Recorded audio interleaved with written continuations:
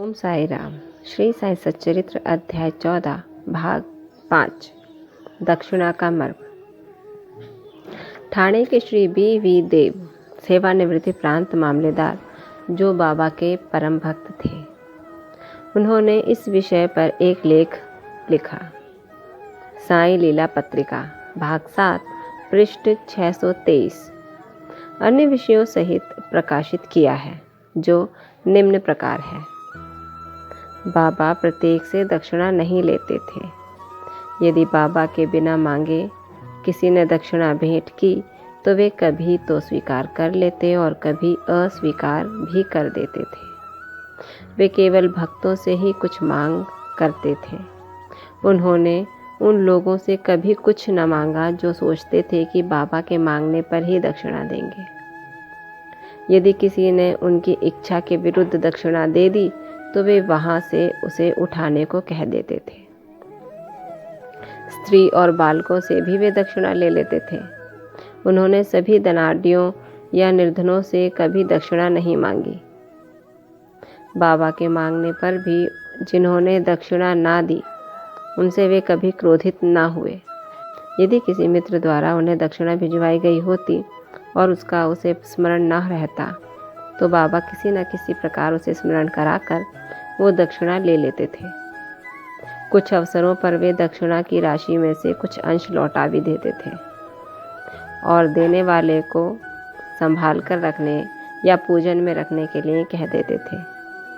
इससे दाता या भक्त को बहुत लाभ पहुंचता था। यदि किसी ने अपनी इच्छित राशि से अधिक भेंट की तो वे वो अधिक राशि लौटा देते थे। किसी किसी से तो वे उसकी इच्छित राशि से भी अधिक मांग कर बैठते थे और यदि उसके पास नहीं होती तो दूसरे से उधार लेने या दूसरे से मांगने को भी कहते थे। किसी किसी से तो वे दिन में 3 बार दक्षिणा मांगा करते थे। दक्षिणा में एकत्रित राशि में से बाबा अपने लिए बहुत थोड़ा खर्च किया करते थे, जैसे चिलम पीने की तंबाकू और धुनी के लिए लकड़ियां मोल लेने के लिए आदि। शेष अन्य व्यक्तियों को विभिन्न राशियों से भिक्षा स्वरूप दे देते थे। शिरडी संस्थान की समस्त सामग्रियां राधा कृष्ण माई की प्रेरणा से ही धनी भक्तों ने एकत्रित की थी। अधिक मूल्य वाले पदार्थ लाने वालों से बाबा अति क्रोधित हो जाते थे और अपशब्द कहने लगते थे। उन्होंने श्री नाना साहब चांदोकर से कहा कि मेरी संपत्ति केवल एक कॉपिन और टमरेल है। लोग बिना कारण ही मूल्यवान पदार्थ लाकर मुझे दुखी करते हैं। कामिनी और कांचन मार्ग में 2 मुख्य बाधाएं हैं और बाबा ने इसके लिए 2 पाठशालाएं खोली थी।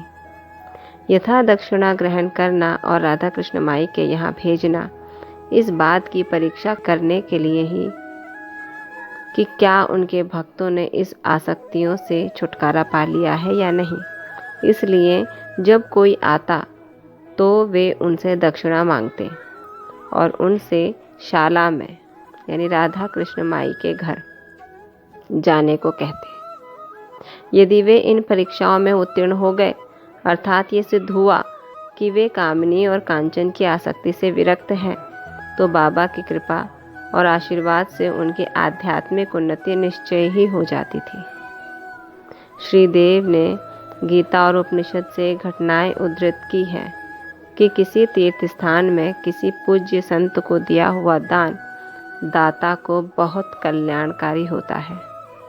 बाबा के भक्तों को शिरडी और शिरडी के प्रमुख देवता साईं बाबा से पवित्र और हो ही क्या सकता है। ओम साई राम। श्री सद्गुरु साईनाथार्पणमस्तु। शुभम भवतु। इसी के साथ ये अंश और ये अध्याय यहीं समाप्त होता है। कल अगला अध्याय 15 का शुभारंभ होगा। तब तक ओम साई राम। बाबा आप सब पर कृपा रखें, आपको कष्टों से दूर रखें, सुखी और स्वस्थ रखें। ओम साई राम।